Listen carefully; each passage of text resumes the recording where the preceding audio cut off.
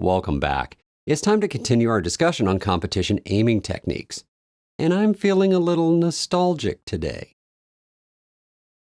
This is my second try at this, as the first attempt, no matter how well worded, was a little out of focus.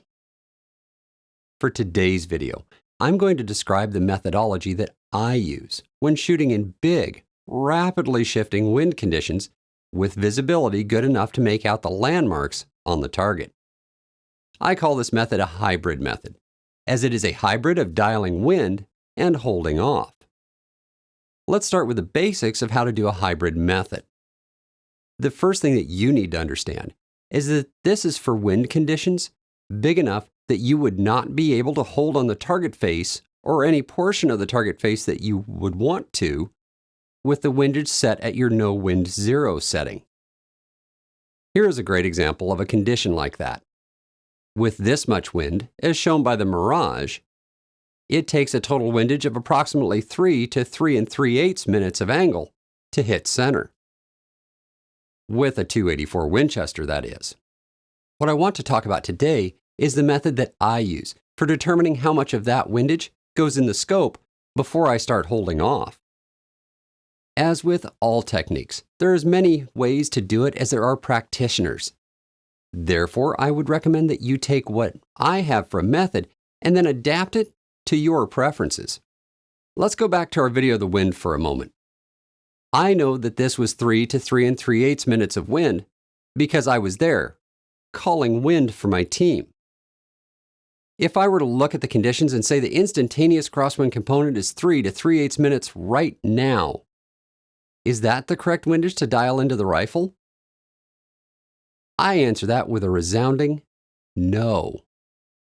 I do not think that is the best way to select your windage setting.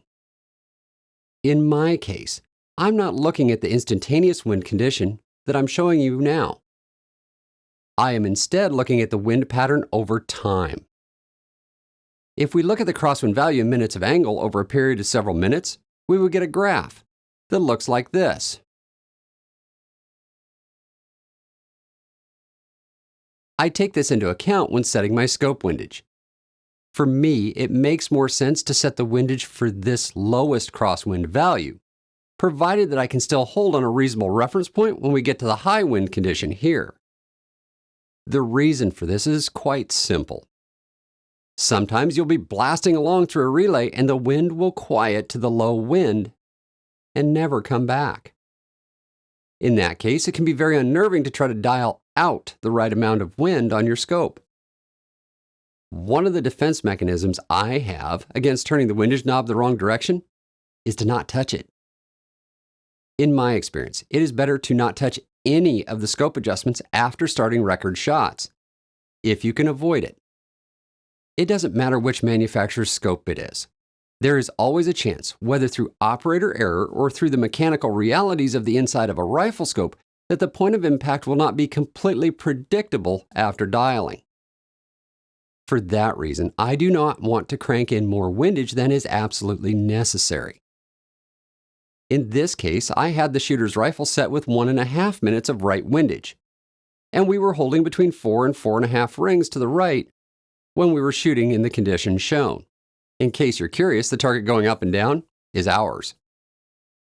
Using a minimum amount of windage has an additional advantage. In this case, if the wind had completely died, I could swing the shooter over to hold 4 rings to the left in order to hit a center X, without having to touch the scope adjustments at all. Now, without any imagination, one can imagine that this is just one of literally hundreds of possible scenarios that you could find yourself in. My technique includes a great deal of flexibility.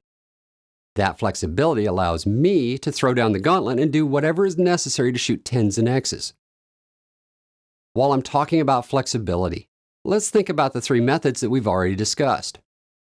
Dialing wind has its uses. Holding off with the windage set at 0 has its uses. The hybrid method has its uses. The one thing that I want to stress to all of you that will make you better in competition shooting is that you need to be flexible. What I mean by that is that you may start a relay using one method and then switch to another during the relay. While I have never actually seen a condition that required it, I would have no problem whatsoever switching from a hybrid method to a holding off method to dialing under a condition set where we start with a large wind that allows me target visibility and dies off, eventually resulting in so much mirage obscuration that I have to pick an aim point and dial for the remainder of the relay. In summary, the hybrid method is about flexibility. In my execution of that method, I use one basic rule.